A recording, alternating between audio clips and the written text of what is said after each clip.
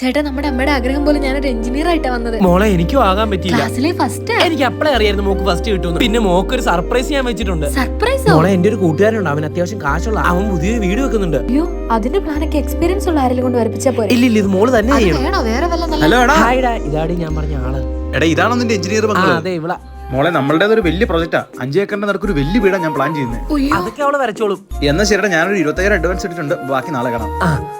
Hello എടാ, പ്ലാനൊക്കെ കിട്ടിയായിരുന്നോ? നിന്റെ അനിയത്തി എവിടുന്നാടാ എഞ്ചിനീയറിംഗ് പാസ്സായത്? അതിനടാ അങ്ങനെയൊക്കെ പറയുന്നത്. അവളെ എന്നാടാ കാണിച്ചു വെച്ചേക്കുന്നത്? അവളുടെ ഒരു പ്ലാന് മര്യാദക്ക് 25,000 രൂപ തിരിച്ചു തന്നെ. ഹലോ ഹലോ എടി മോളെ, എന്താ ചേട്ടാ?